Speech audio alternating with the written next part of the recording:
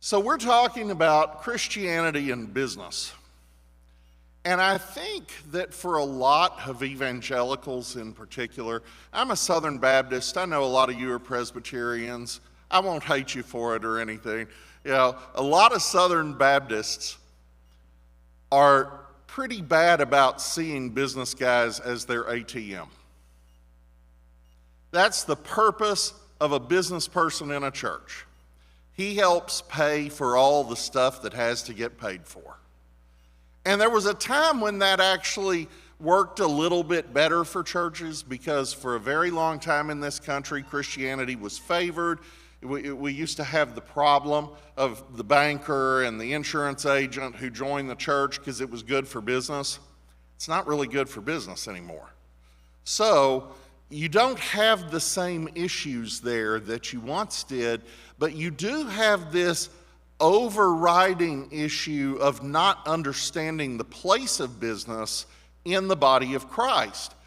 That was something you could more easily get away with in an era of cultural Christianity. Those days are gone. Now, are they coming back? Sure. Have a bunch of babies. Unlike what Knox will tell you, don't baptize them.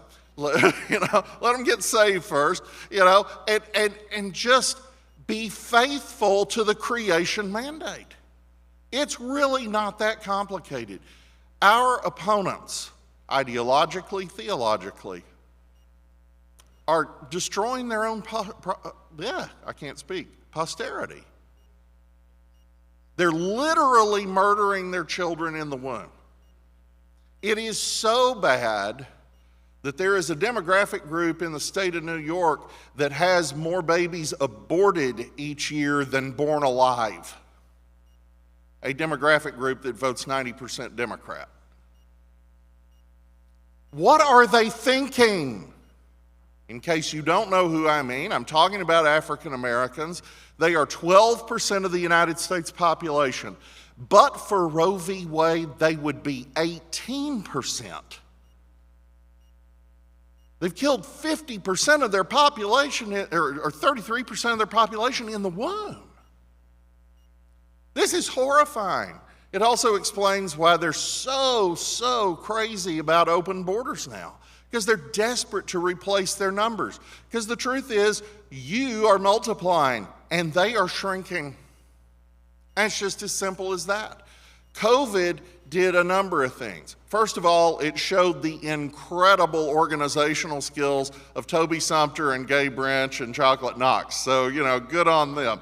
But it also showed America the depravity of the public school system.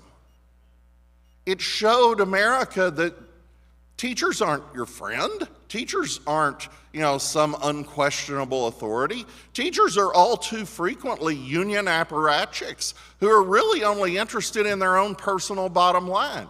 Now, is that true of all teachers? Of course it isn't. It doesn't matter. The spell was broken, and all of a sudden Americans realize, wait, maybe this isn't just something you check the box on.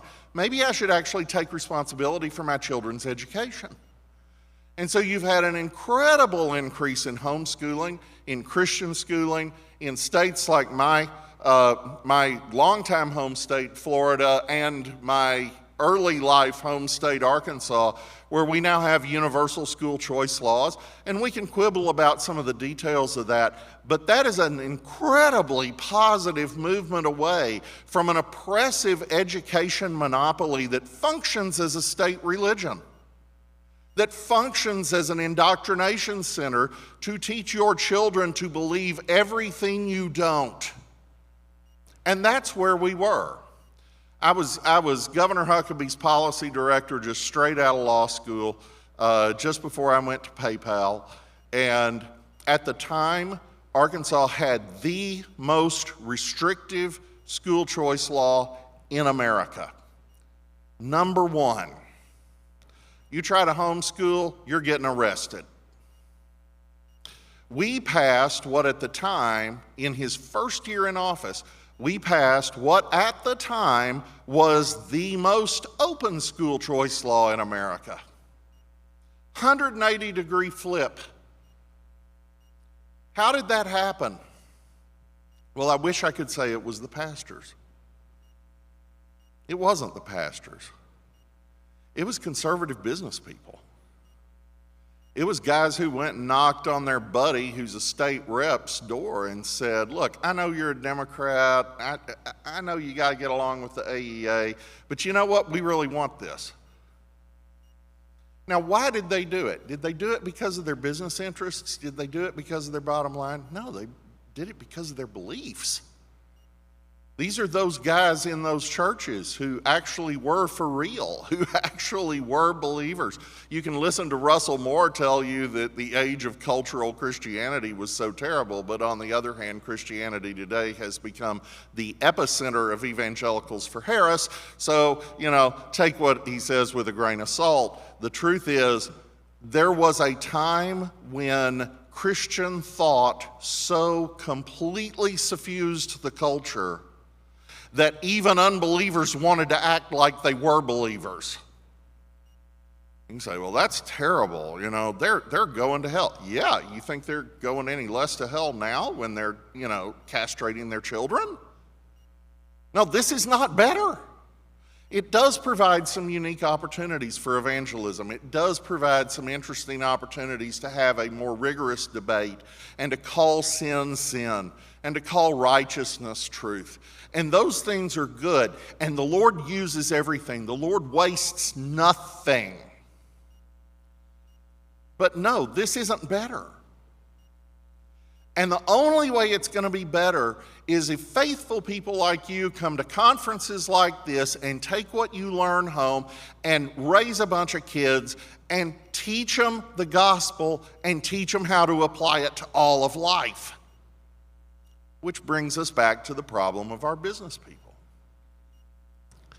See, our pastors have been wrong. The job of the businessman is not to be his ATM. In point of fact, the job of literally everybody in the church is, in part, to tithe. And if you have enough poor people, you got plenty of money to do ministry. If they tithe, and if you preach the tithe, if you've got some business people, that's nice.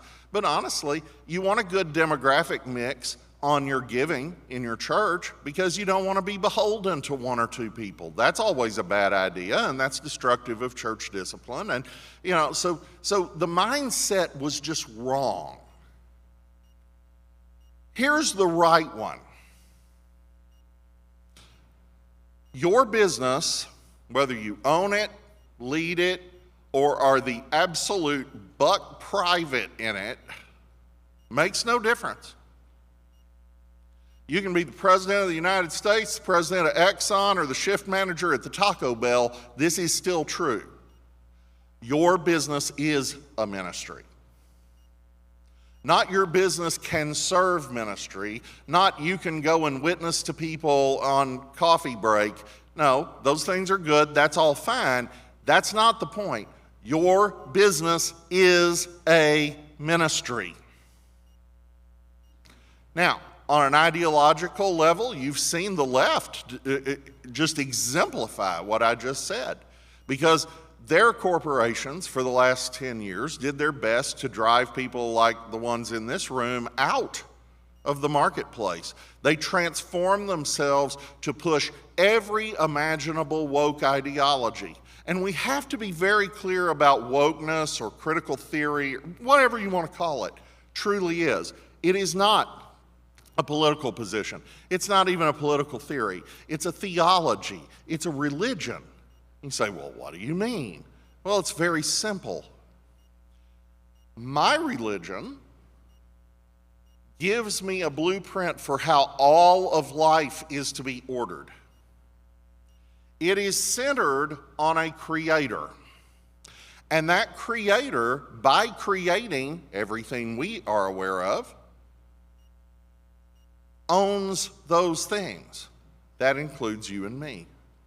And as a result of his ownership, he alone has the right to delegate stewardship of things he owns to other people, whether in the governmental sphere, the family sphere, or certainly in the commercial space that we're talking about today. The state is his. The family is his. The church is his. Civilization is his. You are his. Whether you acknowledge it or not is quite immaterial to the fact. And therefore, because he owns it, he gets to make rules for it. This is the foundation of Christian economics. This is the foundation of Christian political theory. And it follows logically quite easily. If I have a car built by the Ford Motor Company and they tell me to put oil in it every 10,000 miles or so, and I say, phooey on you, you don't know anything, get your laws off my car. And I just drive it for 30,000 miles or however long I can get away with. Never put oil in it. What's going to happen? If I jump off a cliff, I may have a really good time for a while. Skydiving's fun, right? But since I don't have a parachute, at the end I'm going to go splat. Moral laws are no different. Try cheating on your wife. See how that works out for you. Good luck. You may have fun for a little while. That will not end well. Lying will not end well. Contract breaches will not end well. Defamation will not end well. Covetousness will not end well. And that is the point. We have an overarching, let's call it, with Francis Schaeffer, a worldview. It informs everything. The fact that I believe that God is the creator means that I have to accept his restrictions on my stealing other people's stuff, my passing babies through the fires of Molech, all these different things that, I don't know, maybe even some people in this room have a temptation to do. But you don't, or at least I hope you don't, because you have a God who says, thou shalt not. They have one too. They don't acknowledge their God as a God per se because they deny the spiritual realm. At least a lot of them do.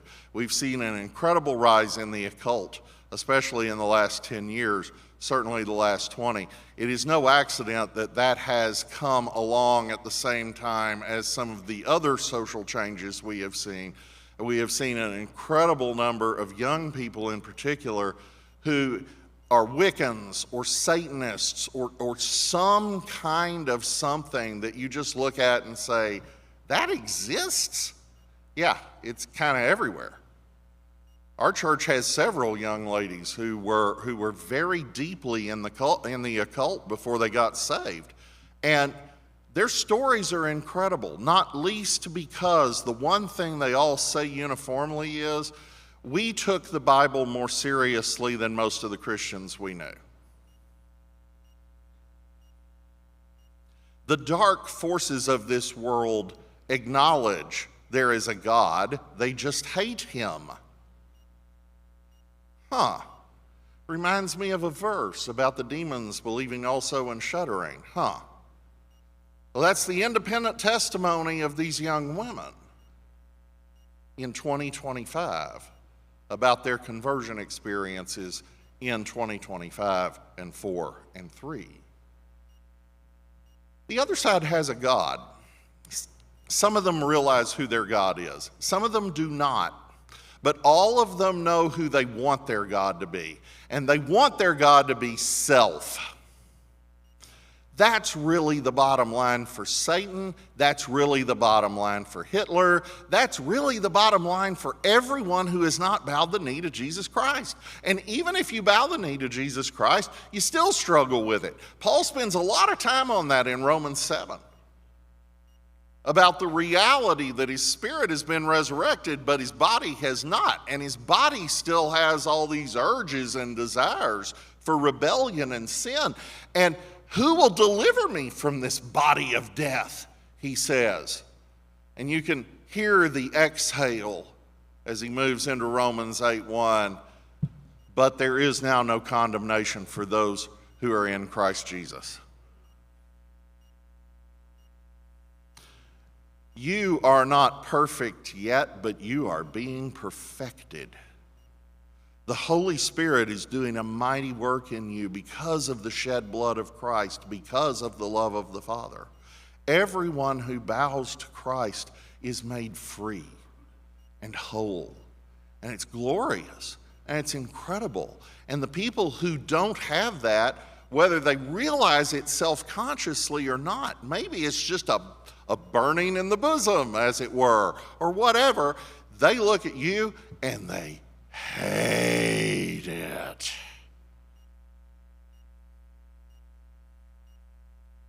Because who are you to tell them what to do? And that's how they're looking at it. It's not different from Eve in the garden.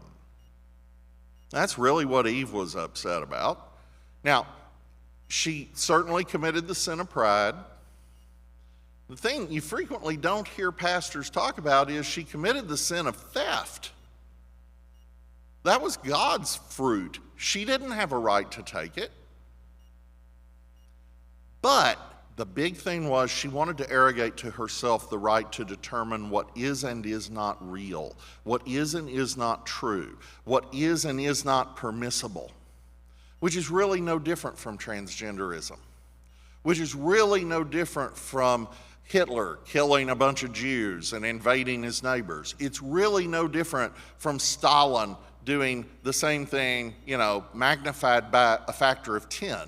It's really not magically, intractably, horribly different from the guy sitting in the Starbucks. We're all shaking our fists at God. We all are.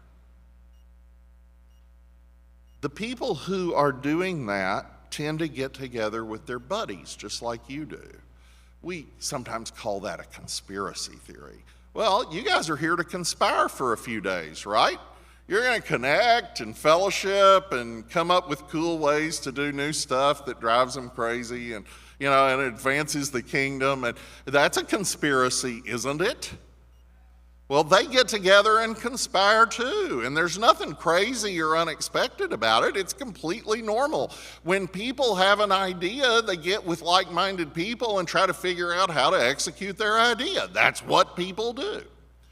Those people have a different view of the world. They know that none of them individually is likely ever to have godlike power over their fellow man, but they absolutely know that if they get together enough of them, they can create a state and a monopoly on force that allows them to exercise godlike power over you, and in so doing, they get to participate in God.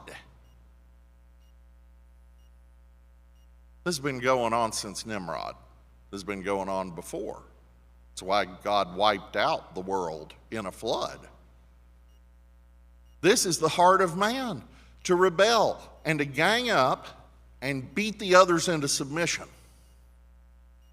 And see, markets are the exact opposite of that. Markets are the unique creation of Protestant and, to a great degree, Reformed Christianity. You will note that capitalism as we know it largely arose in Reformed areas. Scotland, Holland, Switzerland, England, to the degree that it was influenced by a good generation of Scots, a kind of rare good generation of Scots to be sure, because certainly the Scottish Enlightenment guys were a little far afield. But all of this comes from a certain set of presuppositions that you are actually the property of God, that your property is the property of God, that whatever you have, God has delegated to you not outright ownership, but stewardship, and He's going to hold you to account. I'm guessing that the average person in this room is a postmillennialist, but even if you are a dispensational, premillennialist, pre-trib rapture graduate of Dallas Theological Seminary, I can tell you this: Jesus requires that you be faithful in your calling right up to the moment He returns. So there's no room for going off and hiding on a mountain or saying the only thing that matters is evangelism. Well, of course evangelism matters. But Jesus never made it an either or. How many healing miracles did Jesus do? There are your doctors. How many people did he feed? There are your grocers. There are your farmers. There are your truck drivers. There are your railroads, all your canning plants. Jesus did all kinds of ministry to widows and orphans and physical needs. I'll tell you what else. Your church does that. And if you think about it, your church actually does quite a lot of it. Your church probably has a benevolence fund. You guys probably take care of some people who call the pastor at 2 in the morning and say, I can't bear it. I'm going to get my house foreclosed on. I'm going to lose my kids. I'm going to have something terrible. Can you help me? And some of those people are lost as geese, and it's a witnessing opportunity. And some of those people have been faithful church members for 30 years, and they've just hit a run of bad fortune. But whatever it is, your church takes care of them, or tries to. May not have enough money to take care of some of these needs, but it tries. When we build orphanages, we have, Southern Baptists have 7 orphanages just in Florida, and 2 safe houses for abused women and children. And we don't disclose the location of those. And we've got another, I actually have lost count of how many orphanages that just Florida Baptists have in foreign countries. That's physical ministry. That's material ministry. That's, wait for it, creation mandate ministry. Because the creation mandate and the Great Commission are 2 sides of the same coin. We have gotten this idea, and it's at its root Gnostic. We've gotten this idea that there's this huge divide between the physical over here and the spiritual over here. And Jesus absolutely refutes it in his own flesh. It's not just that Jesus came as a man for a short period of time. It's that when he was crucified, nailed to a tree, rose on the 3rd day, and before he was raised to the right hand of God the Father, ruling over the heavens and the earth to this day and forevermore, amen. He was first united to a resurrection body, utterly incorruptible and permanent. I'll go you one further. In Revelation, we are told that in the New Jerusalem, the new heavens and the new earth have been formed, and where are the people? Oh, wait, not in heaven. They're in the new earth. They're in the New Jerusalem. And it says, and that city has no temple, for the Father and his Son are its temple. Wait, what? Well, stop and think about the temple. What is the importance of the temple? The temple was the dwelling place of God. In the new covenant, we get a much better deal where we don't have to go sacrifice sheep and, priests go into the Holy of Holies and sprinkle blood and all that. No, the Holy Spirit directly indwells you. You are God's temple. What he's saying in the New Jerusalem is Eden will be restored. God and man will walk together in fellowship as they did in the beginning. What an incredible vision of hope.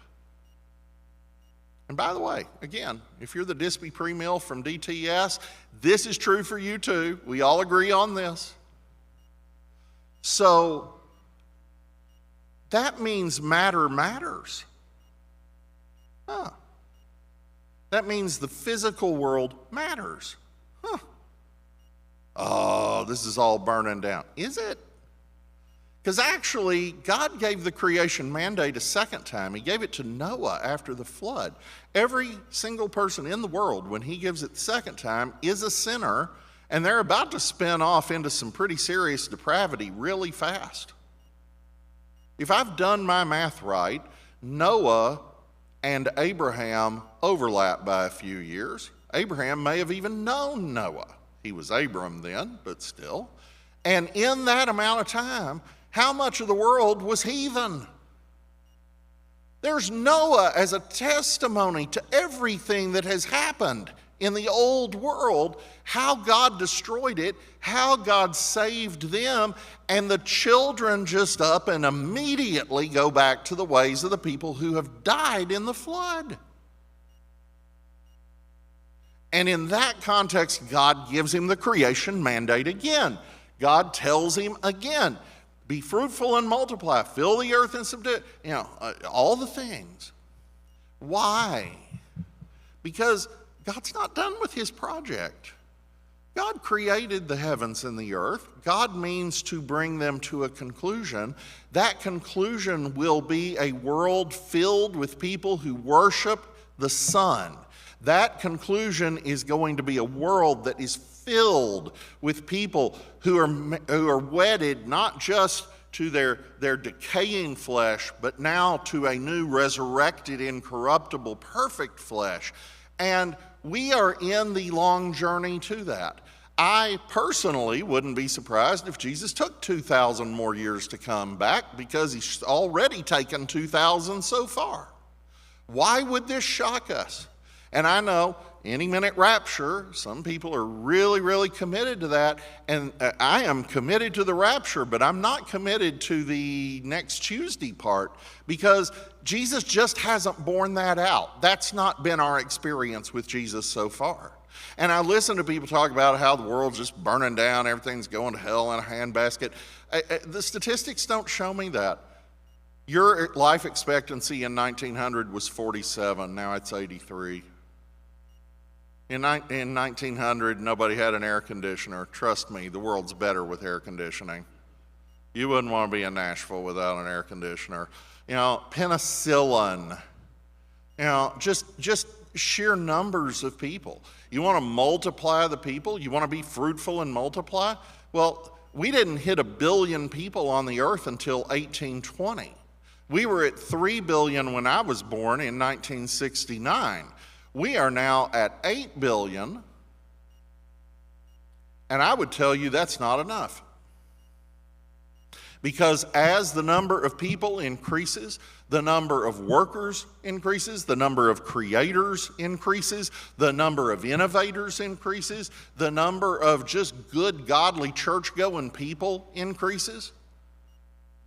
There are more Christians in the world today than there were people in 1900. And you say, well, I don't think all of them are saved. Well, whoop-de-doo, neither do I. That's not really the point. They weren't all saved in 1900 either. Only Christ knows who's in the Lamb's Book of Life. You're not going to worry about that. We're just impressed with the progress. If the world were going to hell in a handbasket, wouldn't they all be Muslims or something? I mean, God is doing extraordinary things in front of us, and some of that is evangelism, or what I just said wouldn't be true. But every other innovation I just described to you is creation mandate ministry. So I come back to that original core principle and the important organizing thought of this entire talk, which is that your business is a ministry. It isn't just a funder of ministry or an opportunity to witness to your coworker. It is those things. That's great. It is itself a ministry. Nike is a ministry. You say, well, they don't think so. I'm like, yeah, they don't. It doesn't matter. God used Nebuchadnezzar. God used Manasseh. God used Pharaoh. What's your point? Nike is a ministry. And it actually is a great ministry because it gives you high quality shoes at a reasonable price. And you say, well, that doesn't sound like anything ministerial. Well, ask all those soldiers in the Civil War who were marching without shoes whether they needed some Nikes or not. And I think you'll find out it is in fact a ministry. When your baby outgrows shoes about every 10 seconds, good quality, low price shoes are a ministry. And by the way, if you can't afford them, your church is probably going to have to pitch in and do it on a charitable basis because they don't want your child to go without shoes. Nike is a ministry. McDonald's is a ministry. You say, well, you eat enough McDonald's, you'll start looking like Rod Martin or something. Don't do that. Well, okay, that's a fair point, but the truth is, those are good calories that the world has lacked for most of history. It's clean. You say, well, there's stuff in that I don't like. Yeah, well, try rancid meat sometime. You know, try the kind of water they have in parts of West Africa where you go to the stream, you reach down to drink the water, and it kills you. You never die of your Diet Coke at McDonald's. You never keel over in, well, maybe once in a while, but almost never keel over in a nauseous fit, you know, because of your Big Mac. I mean, we're describing first world problems here. If you were Laura Ingalls Wilder living on the prairie, you'd be thrilled to have a McDonald's. And I'll top that. Every time I go overseas, I'm all excited about the local food for about 3 days, and then all of a sudden I have to have some kind of American fast food. Have to. You just get this longing for home. Anyway, that's not my point. My point is that McDonald's feeds 1 out of every 100 people on planet Earth every day. Every day. 1% of the world, because a kind of scummy guy, Ray Kroc, had a brilliant vision and knew how to execute on it and knew how to hire people who could help him execute on it, and they feed 1% of the planet every day. That's a ministry. Because guess what? If their food were rancid, if they were actually killing people, that would be a curse. But they have very consistent quality all around the world. I've had Big Macs in Moscow, in Beijing, in Mumbai, in Cairo, in Cape Town, in Guatemala City, you name it, and they're all exactly the same. Exactly the same. And that's amazing. Railroads, that's not a ministry. Really? Because railroads are the central piece of what abolished famine. Doesn't that seem like a ministry to you?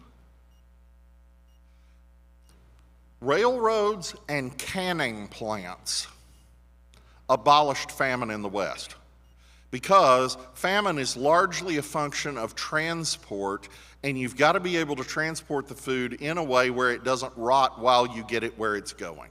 So when they started building railroads all over Europe in the 19th century, and they start building canning plants so you can preserve the food for long stretches of time, because refrigeration was still quite difficult, you have an elimination of even the possibility of a famine in large parts of Europe. And of course, we all know that the potato famine only happened as recently as the 1840s in Ireland, and we had not abolished famine yet in the West.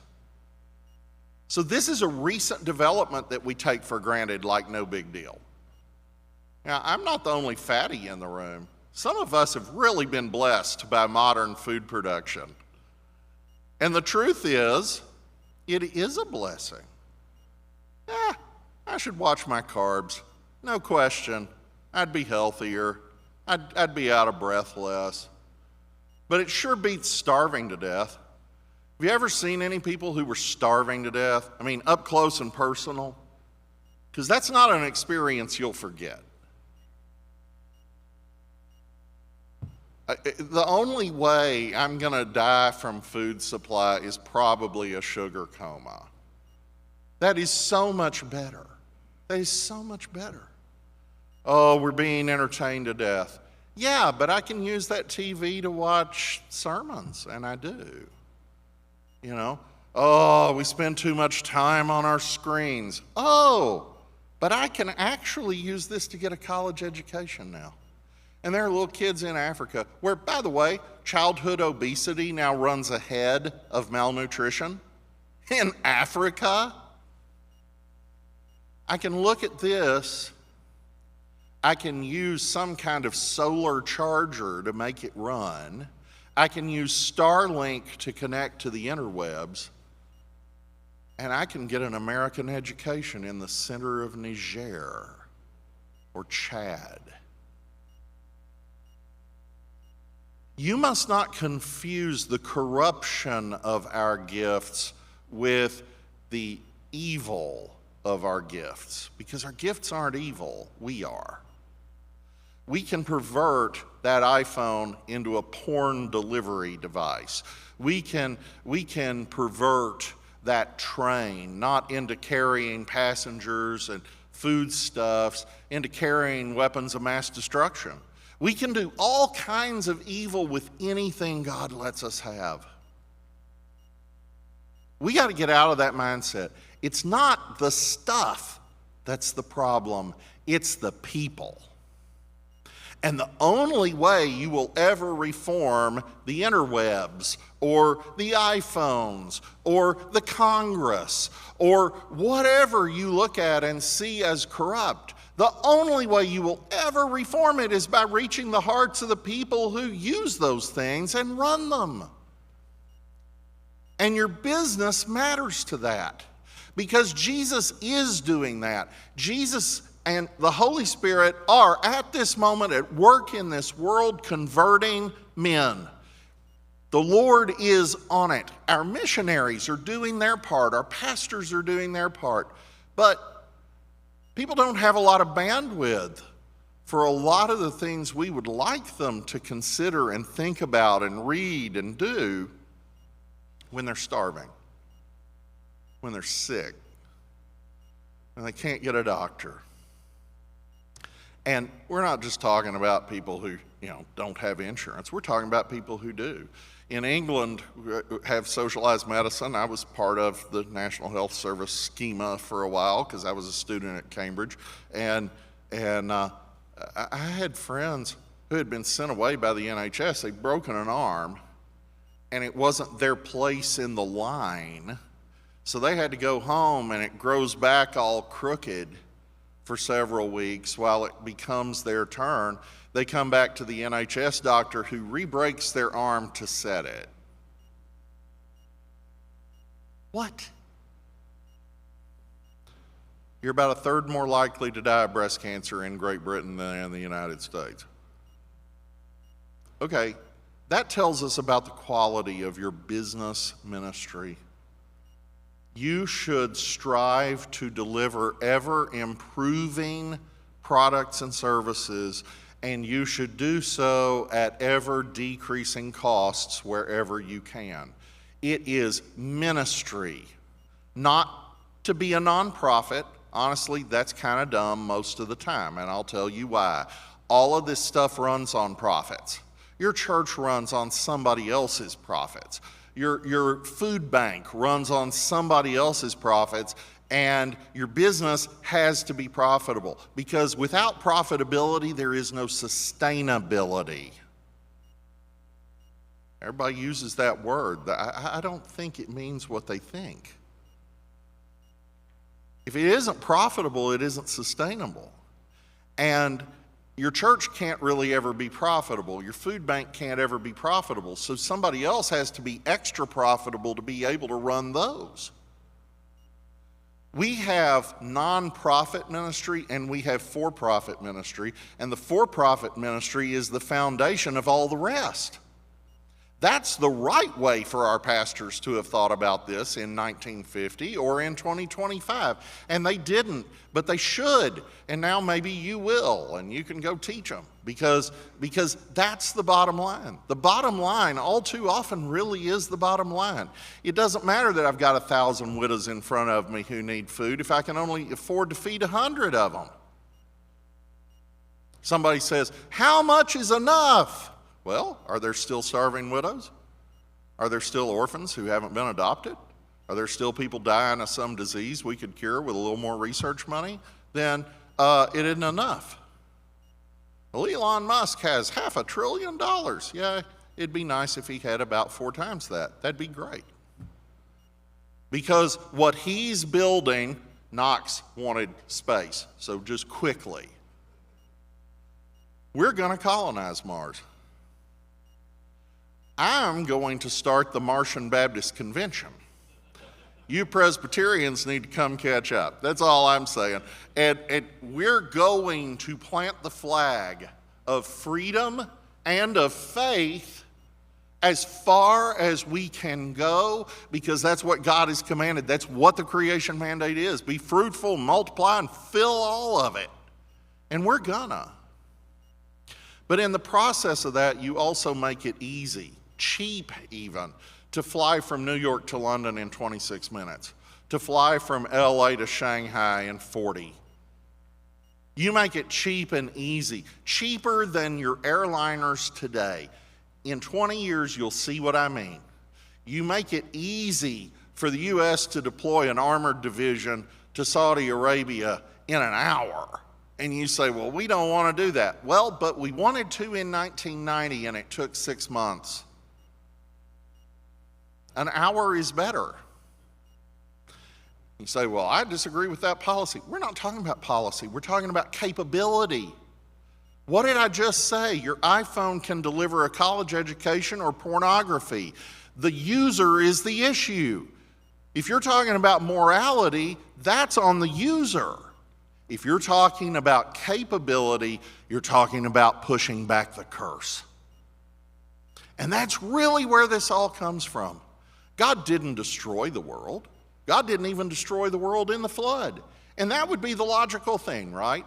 It's filled with sinners. We're going to get rid of them. We're just going to start over. No, this was always God's plan. Before he founded the world, and he's outside of time, so after it too. You were always his plan. So you being his plan, let's get real about it. He only broke the world a little. He just made it harder to earn a living. He just made it harder to extend the beauty of the garden to the rest of the world. He only made it harder to achieve what you want. He only made it a shorter lifespan, not a zero lifespan, just 80 or 100 instead of 800 or 1,000, or infinite, although it is infinite, because if you're born again, you will live with him forever. The physical matters, the material matters. We are working out that creation mandate every day, and the tip of that spear is your business. And it doesn't matter what you do. If you are making a profit, you are serving people's needs, period. And it may be a need that is corrupt, and if it is, then get out of that business, because that's wrong. But virtually all the things you can sell people that aren't obviously wrong are actually right. And they're actually helping people go through their life better than they would have without you. So I'll just end on the idea of vocation. Why are we richer today? Why are we living longer today? We were supposed to all die of famine because there are too many people, right? No, that's not how God designed the world. First of all, it's just silly. You could fit the whole world's population into Texas and you'd have only slightly more population density than the city of London. So we're doing okay. We're also using about 2/3 of the agricultural land today for 8 billion people that we were using before for 2 billion. So we're okay. But the more people you have, first of all, you have more division of labor, you have more specialization, you have more geniuses, you have more people who can devote their lives to ministry, you have more people to be ministered to, you have more of all good things. Second, and here's one you might not have considered, there's only a finite number of demons. The more people there are, the harder it is for them to control the world. Why do you think the left is always so obsessed with death? They're trying to keep the human herd manageable. And by they, yes, I sometimes mean the communists. Go back and read C.S. Lewis's Space Trilogy. And this is the whole theme of the third book. They want to reduce the population by 90% because the demons can control them better that way. This isn't new. But it also isn't political because Lewis nailed it. It's really about the demonic powers behind those godless people.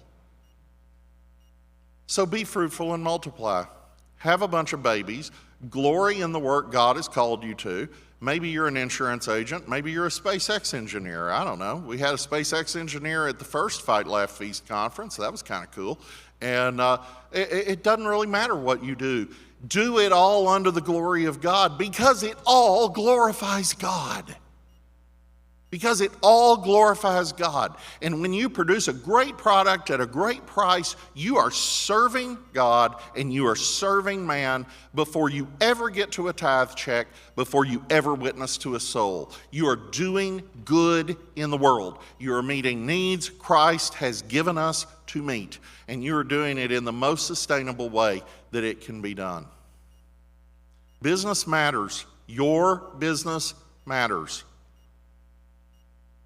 And it is all the Lord's. So you want to do it with excellence that reflects His majesty, and you want to do it faithfully so that when He does come, He finds you faithful. Thanks.